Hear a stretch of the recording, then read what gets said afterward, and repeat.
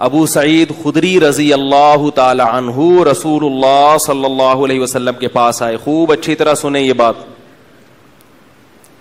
ابو سعید خدری کے والد بھائی غزوہ احد میں شہید ہو گئے. نبی کی خاطر اپنے گھر کے مرد قربان کرا دی حضرت ابو سعید کی والدہ نے. ماں بیوہ ہو گئی, بیٹے شہید ہو گئے. ایک بیٹا بچائے ابو سعید جو 11-12 سال یا 10 سال کی عمر تھی, ان کی بچے تھے. اب صحابہ کے گھروں میں جو شہادتیں ہوئی ہیں تو فاقے پڑنا شروع ہو گئے. ظاہر ہے 70 افراد شہید ہوئے, یہ جوان تھے, کمانے والے تھے. 70 گھروں کے چولہے بند ہو گئے. کتنی بڑی بڑی قربانیاں دی ہیں صحابہ نے. اس لیے یاد رکھو, جو انجینئر بدبخت بیٹھ کے حضرت معاویہ کو برا بھلا کہتا ہے, دلائل کی دنیا میں جواب تو بہت ہیں, علماء دے چکے ہیں, لیکن اس بدبخت کو اپنی موت کے برے انجام سے ڈرنا چاہیے. ایک آج کا بچہ بیٹھ کر حضرت علی اور معاویہ میں امپائر بن کے یہ فیصلہ کر رہا ہو کہ یہ جنتی اور یہ جہنمی, اس کی اللہ نے ہمیں اجازت نہیں دی, اور یہ بہت بڑی جرت اور دلیری ہے. بڑوں کے اختلافات بڑوں تک محدود رہنے دو. آپ اتنا فنٹر بننے کی کوشش مت کرو. تمہاری اوقات کیا ہے کہ تم بیٹھ کر ایک صحابی رسول پر تانے دو. مجھے اس انجینئر پہ خدا کی قسم غصہ نہیں آتا, مجھے ان مسٹنڈوں پہ غصہ آتا ہے جو اس کے سامنے بیٹھ کر جی حضوری میں لگے ہوئے ہیں کہ تمہیں دنیا میں بڑے بڑے علماء فقہا دنیا سے ختم ہو گئے, تمہیں کل کے لونڈے کو, ایک بچے کو تم نے بٹھا کے اپنا پیر و مرشد بنا لیا ہے, اس کی تحقیق کو تم تحقیق کہتے ہو. ایک طوفان بدتمیزی ہے میڈیا پہ صحابہ کرام کے خلاف. ہر ٹچا اٹھتا ہے, ہر جاہل سے جاہل اٹھتا ہے اور تبصرے کرنا صحابہ کرام کے خلاف شروع کر دیتا ہے. میری نظر میں حضرت عثمان کی پالیسی ٹھیک نہیں تھی, میری نظر میں حضرت معاویہ کا یہ موقف درست نہیں تھا. تیری اوقات کیا ہے کہ تو ایسے بیٹھ کے باتیں کر رہا ہے. امام مالک سے کسی نے کہا کہ کیا عمر بن عبد العزیز حضرت معاویہ سے افضل ہیں؟ عمر بن عبد العزیز رحمہ اللہ تعالی, ان کو 5واں خلیفہ راشد کہا جاتا ہے. کسی نے کہا کہ عمر بن عبد العزیز نے اتنے کام کیے تو کیا وہ حضرت معاویہ سے افضل ہیں؟ امام مالک نے فرمایا کہ معاویہ جس گھوڑے پر بیٹھ کر محمد صلی اللہ علیہ وسلم کی معیت میں لڑا کرتے تھے, اس گھوڑے کی ناک میں جانے والا غبار بھی عمر بن عبد العزیز سے بہتر ہے. صحابہ میں جو اختلاف ہوا وہ حکومت کی لالچ میں نہیں ہوا, ایک آزمائش تھی امت کی پر اللہ کی طرف سے. حضرت معاویہ کہتے تھے کہ حضرت عثمان کا میں رشتہ دار ہوں, ان کے قاتلوں سے قصاص لینا میرا حق ہے, اور حضرت علی کہتے تھے کہ میرے لیے قصاص لینا ممکن نہیں ہے, پہلے حکومت کو مضبوط کرنا یہ زیادہ ضروری ہے. اجتہادی اختلاف تھا, اس بیس پر تلوار اٹھی ہے آپس میں, تو اس تلوار اٹھنے میں حضرت علی حق پر تھے, حضرت معاویہ غلطی پر تھے, مگر یہ غلطی دولت کی لالچ میں, پیسوں کی لالچ میں بولو بھائی نہیں تھی. وہ اپنے آپ کو حق سمجھ رہے تھے. انسان سے غلطی ہو سکتی ہے, وہ کسی چیز کو صحیح سمجھتا ہے جبکہ حقیقت میں وہ صحیح نہیں ہوتی. اس کی تو بہت ساری مثالیں ملتی ہیں. حضرت داؤد اور سلیمان علیہ السلام کا واقعہ اللہ نے قرآن میں بیان کیا کہ ان کے پاس ایک کیس آیا, حضرت داؤد نے بھی فیصلہ کیا اور آپ کے بیٹے سلیمان نے بھی. اللہ فرماتے ہیں سلیمان کا فیصلہ صحیح تھا, داؤد کا فیصلہ بولو بھائی سلیمان کے مقابلے میں صحیح نہیں تھا. یہ اجتہادی غلطی چھوٹے مسائل میں بھی ہو سکتی ہے اور بڑے مسائل میں بھی ہو سکتی ہے. تو صحابہ کرام کی بہت بڑی بڑی قربانیاں ہیں. حضرت معاویہ رضی اللہ تعالی عنہ پر حضرت ابو بکر نے اعتماد کیا, ان کو گورنر بنایا. حضرت عمر نے اعتماد کیا, ان کو گورنر بنایا. حضرت عثمان نے اعتماد کیا. تو یہ اتنے حضرات ان پر اعتماد کر رہے ہیں, ان میں کوئی کوالٹیز ہوں گی, کوئی خصوصیات ہوں گی. لوگوں کی کالز آتی, انجینئر نے فلاں پہ الزام لگایا, اس کا جواب فلاں پہ الزام لگایا. میں نے کہا جس آدمی کا کام یہی ہو امت میں تخریب کاری, تم اس کی باتیں سنتے کیوں ہو؟ دنیا میں علماء ختم ہو گئے ہیں کیا؟ پورے برے صغیر میں تمہیں ایک بچہ ملتا ہے جو ہے بھی انجینئر, جو عالم مفتی بھی نہیں ہے. حوالوں پہ مرتے ہیں لوگ کہ بھئی ہر بات حوالے سے کرتا ہے. تم نے جا کے دیکھا ہے وہ حوالے صحیح ہے یا نہیں ہے, ان کا اردو ترجمہ صحیح ہے یا نہیں ہے؟ میں نے ایک مثال دی تھی نا کہ انجینئر نے کہا کہ یہ جو ترمذی کی حدیث ہے رفع الیدین نہ کرنے کے بارے میں، اس کو عبداللہ بن مبارک نے ضعیف کہا ہے. اس کا میں نے جواب دیا تھا وہ اس کو نہیں کہا، وہ دوسری والی کو کہا ہے. سمجھ آ رہی ہے بات؟ کنفیوژن ہوئی ہے لوگوں سے. تو لوگ بڑے حیران ہوئے، کہنے یہ اب ہم اتنی باریکی میں کیسے جائیں. تو میں نے کہا آپ کو سننے کی ضرورت کیا ہے، اتنی گہرائی میں آپ کو گھسنے کی ضرورت کیا ہے. کہتے نہیں جی اندھی تقلید نہیں کرنی. تو اب کیا کر رہے ہو؟ اب بھی تو اندھی تقلید ہی کر رہے ہو. کون سا ہر مسئلے پر آپ نے پوری تحقیقات کی ہوئی ہیں؟ ایک طرف کے دلائل سنتے ہیں اور اپنے آپ کو محقق قرار. بولو بھائی. کل ایک صاحب کا فون آیا، میں بعض دفعہ فارم میں ہوتا ہوں تو پھر میں فون پہ سنا بھی دیتا ہوں. سنانی نہیں چاہیے، انسان کے اخلاق اچھے ہونے چاہیے، لیکن فارم میں آئے ہوئے تھے ہم. پھر بعد میں سوری بھی کر لی ہم نے. وہ کہنے لگے جناب ڈاکٹر ذاکر نائک صاحب نے ابھی پھر یہ مسئلہ بیان کیا اسٹیج پر کہ 3 طلاقیں ایک ہوتی ہیں. مفتی صاحب آپ تو ڈاکٹر ذاکر نائک صاحب کی بڑی تعریفیں بھی کرتے ہیں، اور وہ جب مسئلہ کہہ رہے ہیں کہ 3 ایک ہوتی ہیں تو انہوں نے حدیث بھی کوٹ کی ہے، صحیح مسلم کی حدیث کوٹ کی کہ محمد صلی اللہ علیہ وسلم کے دور میں، ابو بکر کے دور میں، عمر کے دور میں 3 طلاقیں کتنی ہوتی تھیں؟ ایک ہوتی تھیں. حضرت عمر نے سیاستاً کتنی کر دی؟ 3 کر دی. تو مفتی صاحب اب آپ جواب دیں نا اس کا. مفتی صاحب کے پاس کرنے دھرنے کا اور کوئی کام ہے ہی نہیں. تھوڑی دیر میں رفع الیدین والے کا فون آ جائے گا. میں ساری پرچیاں لے کے ہر وقت اپنے پاس بیٹھا کروں رفع الیدین کی حدیث. یہ رفع الیدین پر تو 325 حدیثیں کہا جاتا ہے نا، ان کو یہ بھی نہیں پتا چلتا کہ یہ کون سا والا رفع الیدین ہے. بعض حدیثیں ایسی جس میں تکبیر تحریمہ کا رفع الیدین ہے، اس کو بھی اسی میں ڈالا ہوا ہے. سمجھ آ رہی بات؟ اتنی بھی سینس نہیں ہے عوام میں. 325 یا 400 حدیثیں کسی ٹاپک پر اسلام میں نہیں ملتی. اتنی تو حضرت عیسیٰ کے نزول پر نہیں ہے جو عقائد کا مسئلہ ہے. فروعی مسئلے پر اتنی حدیثیں کہاں سے آ گئیں؟ سینس لیس لوگ ہیں، مگر ہر آدمی فنٹر بننے کی کوشش میں. کوئی اپنے آپ کو کم علم ماننے کے لیے تیار. یاد رکھو اندھی تقلید وہ ہوتی ہے جو کسی جاہل کی ہو. کسی پڑھے لکھے کی تقلید اندھی کہلاتی نہیں ہے. تو وہ کہنے لگے ڈاکٹر ذاکر نائک صاحب نے کہا یہ ابھی وہ کی حدیث بھی کوٹ کی ہے. میں نے کہا اچھا مجھے ایک بات بتائیے. ڈاکٹر ذاکر نائک کا تو میں احترام کرتا ہوں، کرتا رہوں گا، کیونکہ وہ جو کام کر رہے ہیں ہم ان کاموں کو دیکھ کے ان کا احترام کرتے ہیں. میں نے کہا پہلی بات یہ کہ دنیا میں مفتی ختم ہو گئے ہیں جو مسائل ڈاکٹروں سے پوچھے جا رہے ہیں. نہیں یاری بات میرا خیال ہے سمجھ میں. دنیا میں مفتیان کرام یا دینی مدارس یا دینی یونیورسٹیاں ختم ہو گئی ہیں جو مسائل کس سے پوچھے جا رہے ہیں. اب ڈاکٹر ذاکر نائک بیچارے کئی دفعہ اعلان کر چکے ہیں کہ میں مفتی نہیں ہوں. دوسری بات یہ کہ جناب ڈاکٹر ذاکر نائک صاحب نے جب لاکھوں کے مجمع کے سامنے یہ بات کہی کہ نبی کے دور میں 3 ایک تھیں، ابو بکر کے دور میں 3 ایک تھیں، حضرت عمر نے 3 کو 3 کر دیا، تو کسی کے دل میں خیال نہیں آیا کہ وہ ان سے پوچھے کہ حضرت اسلام میں اتنی بڑی تحریف حضرت عمر نے کر دی تو کسی صحابی نے اس کے خلاف آواز کیوں نہیں اٹھائی؟ کوئی غیر مسلم آج اسلام قبول کرتا ہے، سنیں میری بات، اور آپ اسے یہ حدیث اس طرح سے بتائیں کہ نبی کے دور میں 3 کتنی ہوتی تھی؟ ایک. ابو بکر کے دور میں بھی 3 ایک. حضرت عمر کے ابتدائی دور میں بھی حضرت عمر نے کیا کیا 3 کو.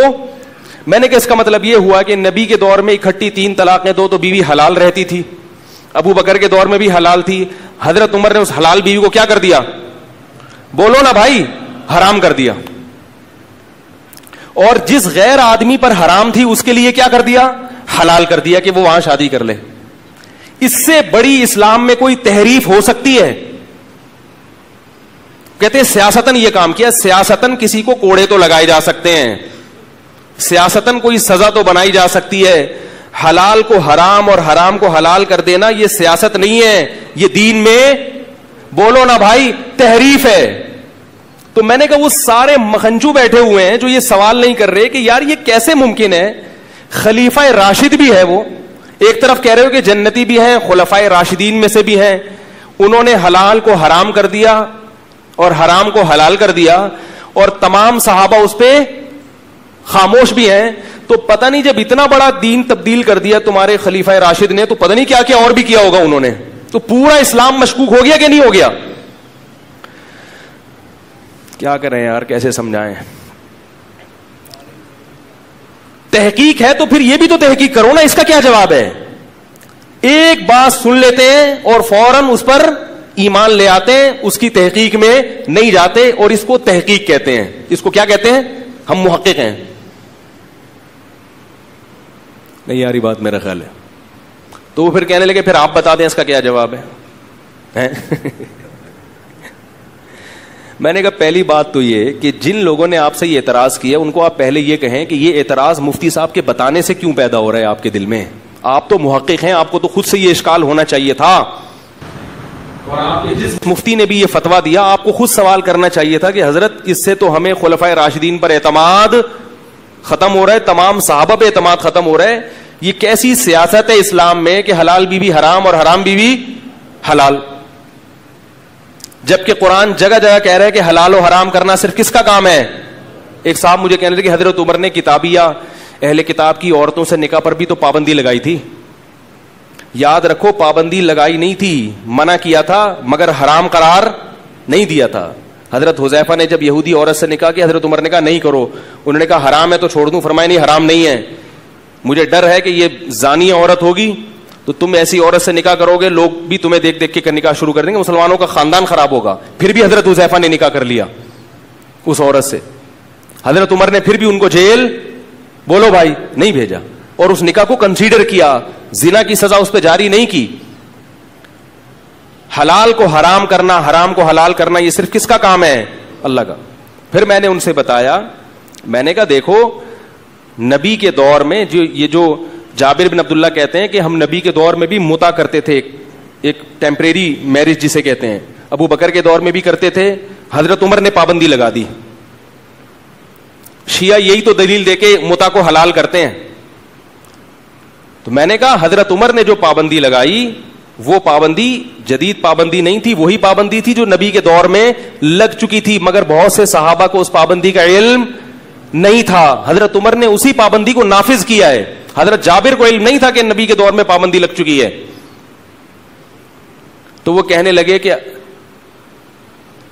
متا تو نبی کے دور میں حرام ہو چکا تھا, اس لیے ہم اس کو حرام کہتے ہیں. میں نے کہا اسی طرح 3 طلاق کو ایک کہنا نبی کے دور میں ختم بولو بھائی ہو چکا تھا, اور اس کی دلیل صحیح حدیث ہے عبداللہ بن عباس کی کہ زمانہ جاہلیت میں 3 طلاقوں کو 3000 طلاقوں کو بھی ایک سمجھا جاتا تھا. اللہ نے اس حکم کو منسوخ کر دیا اور آیتیں نازل ہوئے طلاق مرتان, 2 مرتبہ کے بعد تیسری مرتبہ کر دی تو بیوی حلال بولو بھائی نہیں ہوگی. تو یہ حکم ہمیشہ کے لیے منسوخ ہو گیا. حضرت عمر نے اسی حکم کو نافذ کیا ہے.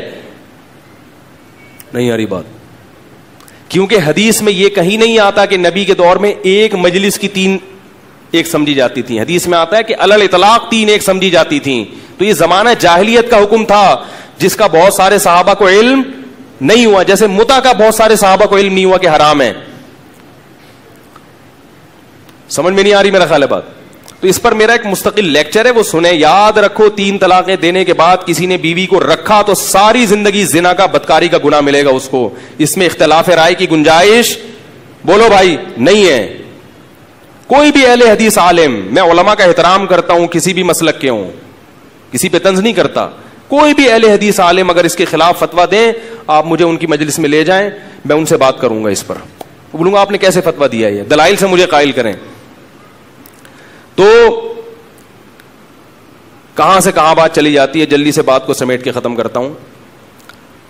ایک صاحب مجھے یہ بھی کہنے لگے کہ آپ 3 طلاقوں کو 3 کہنے پہ تو بہت زور لگاتے ہیں, حالانکہ یہ مسئلہ تو اختلافی ہے.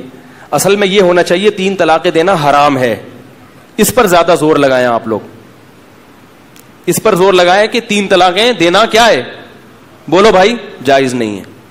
تو میں نے ان سے کہا کہ اس پر بھی ہم زور لگاتے ہیں, میرے کئی بیانات اس پر ہیں کہ طلاق کا سنت طریقہ کیا ہے. اور میں نے کہا فار یور کائنڈ انفارمیشن, ٹھیک ہے نا, آپ کی ایک معلومات کے لیے میں ایک یہ بات بھی بتا دوں کہ 3 طلاقیں اکٹھی یہ ناجائز ہیں یا نہیں, اس میں اختلاف ہے.